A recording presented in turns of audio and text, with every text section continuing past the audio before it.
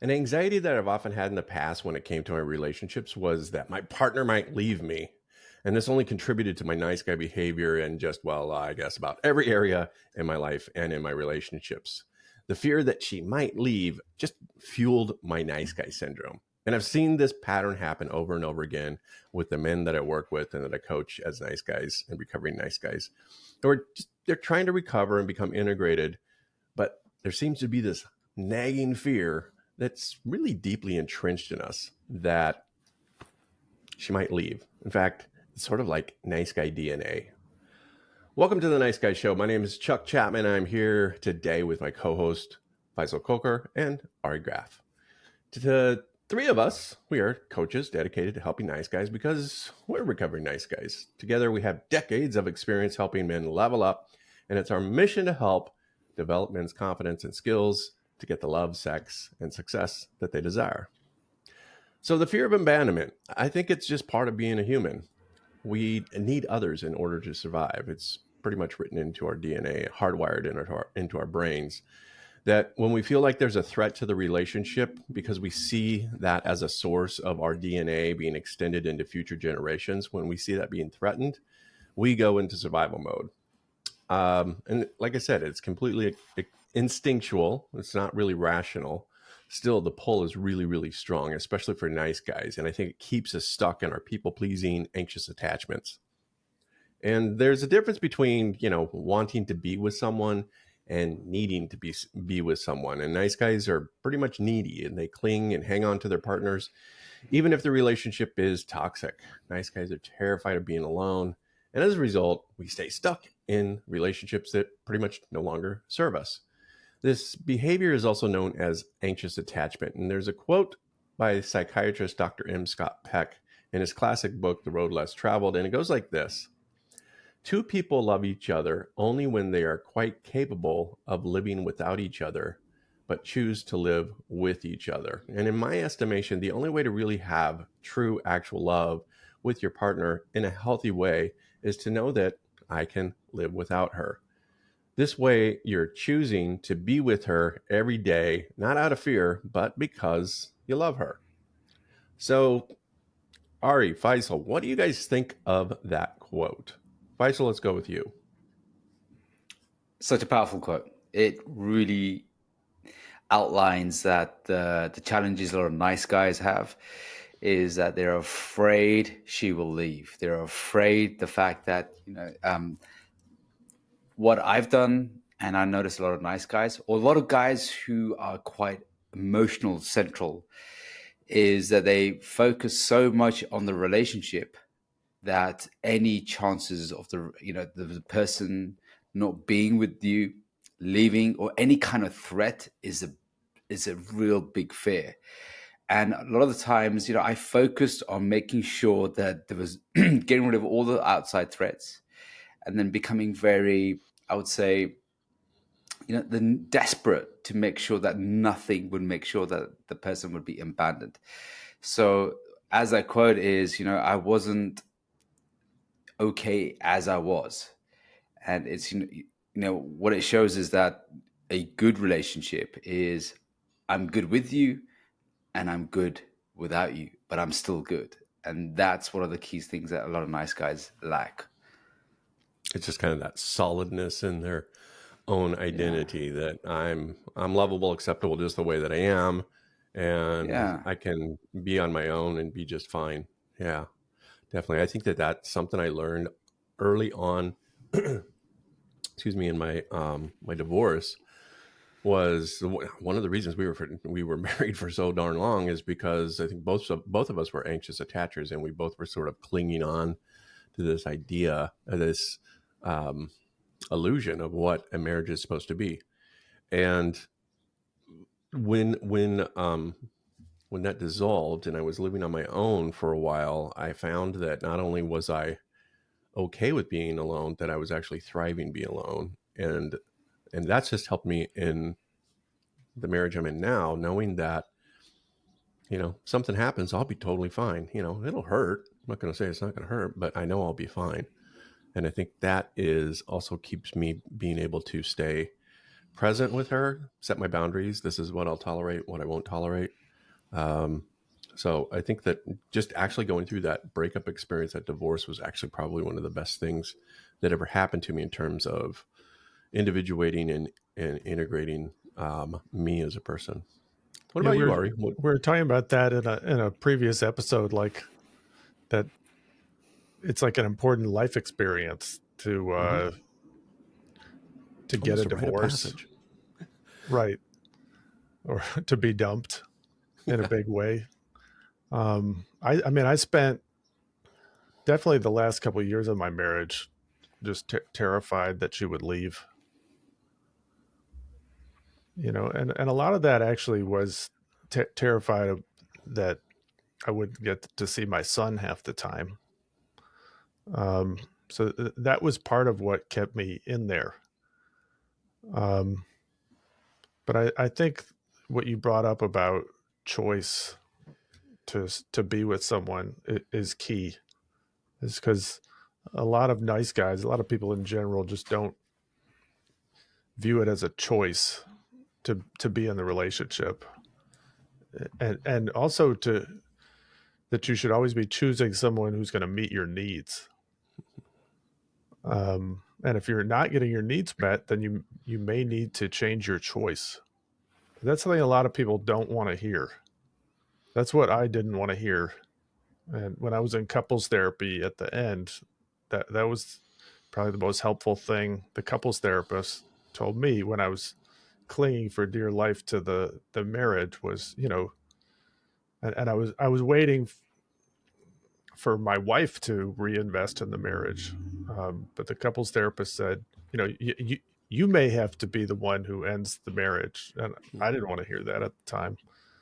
But she was right. Um, so always give yourself the option of leaving. Always choose to be in a marriage that's serving you.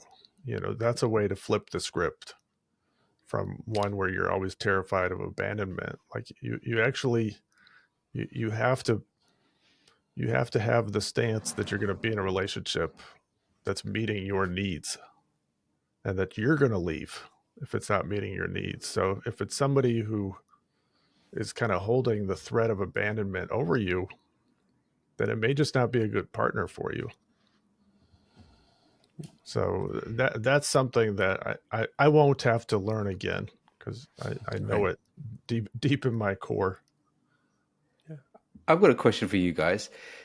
So when I this is such a crucial topic because when I was married and I had this fear of fear of her leaving me, that's all I knew. So I didn't Mm. have the psychology, the introspection, the reflection. The fact was I was scared that she's going to leave me. I didn't have those insights. All I had was the behavior I knew that I didn't want to feel. I didn't Mhm. know the impact it was having on her. I didn't know what it was doing to me. All I knew was I was very unconscious. I was, my background's tech. I was very unconscious. If somebody had said to me, "Hey, your fear of abandonment," I would be like, "What does that mean? What are you talking about?"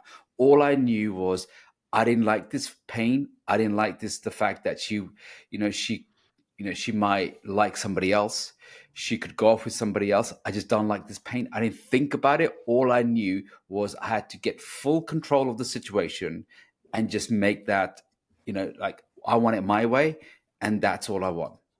There was no introspection about it. Did you guys have like the insight of like what was happening, or was it like I'm feeling this pain, I don't want it anymore. I'll just do whatever I can to have this pain. Well, I think when you're in the moment like that, you're in survival mode. All right. So you're not really actually thinking very rationally during that time. And I think, the concept of like attachment theory, fear of abandonment, all these kind of things, these are just labels that we've given sensations or things that are happened to us. So we kind of have a language around them. So you were feeling the fear of abandonment. You just didn't have the language to say, oh, this is fear of abandonment. After the fact, you can look at that and you hear the word fear of abandonment and you go, oh yeah, that's what I was feeling, because I was just terrified of her leaving, and it was coming out in all these different behaviors that I had. So I think, the point is oftentimes is that, on this side, it's pretty easy to be like, oh yeah, she just leaves you, just get on with your life and thrive. And I think that is part of it, but there's also that real part of the, like I said, the instinctual piece. All right. That if my partner, who is my source of DNA of extending my future into future generations, if that's threatened in some way, I'm going to go into survival mode. And when you go into survival mode, the neurochemicals, cortisol and adrenaline, and all those are flowing through your body, which also shuts down your prefrontal cortex. So you're not thinking rationally, you're just thinking emotionally. And that's a very difficult thing to overcome, because again, you're running on instinct during that time. I think the message is, though, that things will get better. If you're going through a divorce or you're going through a breakup, you will get through it. Now, the important thing is that you learn from that, so that when you get into a relationship again, you don't attach from an anxious standpoint. You attach from a what's the kind style I'm thinking about here, Ari? That not anxious, Secure attachments. secure attach. Thank you. So you move from anxious attachment into secure attach, which is, I'm here for you, you're here for me. I've got my life, you've got your life. If you leave, that'll hurt, but I'll be there, which is Dr. Glover's idea of the great cake of a life. You build this great cake of a life. The woman is the icing. If the icing goes away, the cake's still there. So that idea of the great cake of a life is really about creating secure attachment. I was going to say a couple things. One of the other things Dr. Glover talks about is that heartbreak is just a normal part of life, and that every relationship is going to end, which is painful in a way, but also helpful to have that broader view. I think I'm less attached to a relationship lasting, especially if it's just not serving me. I don't want to put up with bad behavior, or even just someone who doesn't love me on the level that I love them. I'd rather let that go.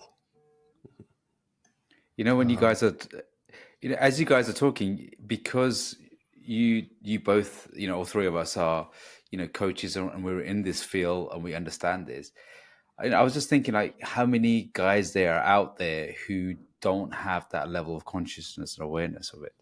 There's many guys who are just in pain, they're hurting, and they're saying, I just want this to stop. Because I've spoken to, guys who don't ask for help. The guys watching this will have, level of consciousness. But there are so many guys out there who will, you go to barbecue and say, she's leaving me and it's really painful.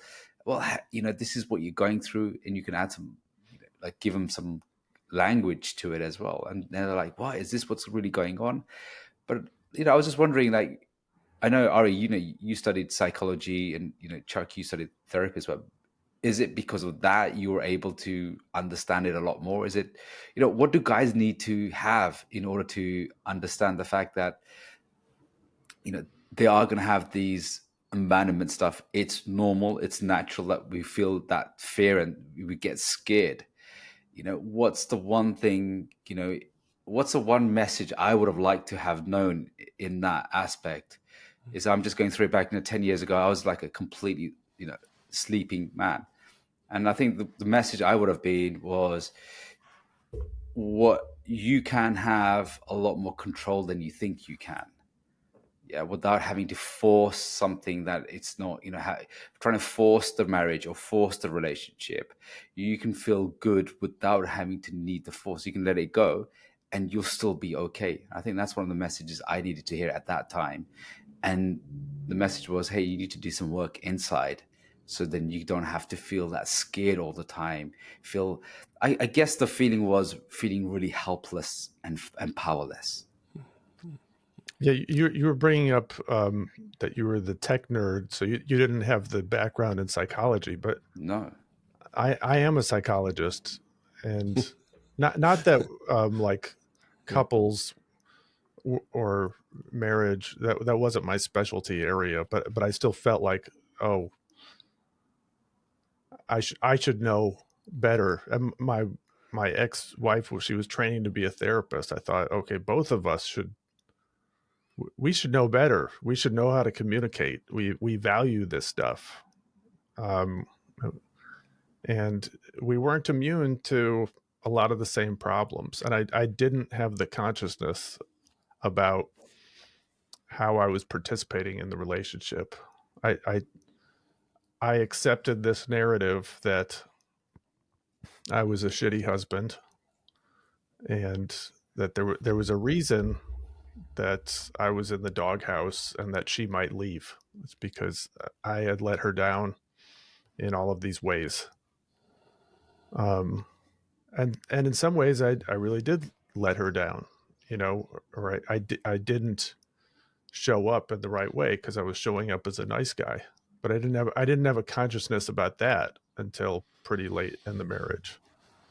I Um, have but yeah, going along with what you're saying, it's explaining to men listening to this is that you have a choice about how you show up in the marriage, and that there is a right way to, or there's right ways to participate. There's ways you can lead yourself and lead the relationship that are going to make it most likely to thrive. And if it doesn't work that way, then the relationship is probably just not a viable one, and then you have the power to move on. So you're always empowered, if you have that viewpoint. I think it's important to kind of understand like what is consciousness, and consciousness is basically an awakening, right? So when you're asleep, you're unconscious. When you wake up, you're conscious, you're aware. And I think it's about creating the awareness about what's going on. So if you're not aware of this is what's going on and to me, then I need to have an awakening. And that's part of what therapy, coaching, counseling is all about, is bringing the unconscious to the conscious so that now you have an ability to work with it. Thinking like of consciousness, the Buddha, who was supposedly, very conscious, and this quote is often attributed to him. I don't know if it's him or not, but it's the idea that pain is inevitable, suffering is optional. And I think when you're conscious, you're going to go through the pain. When you're unconscious, you go through the suffering.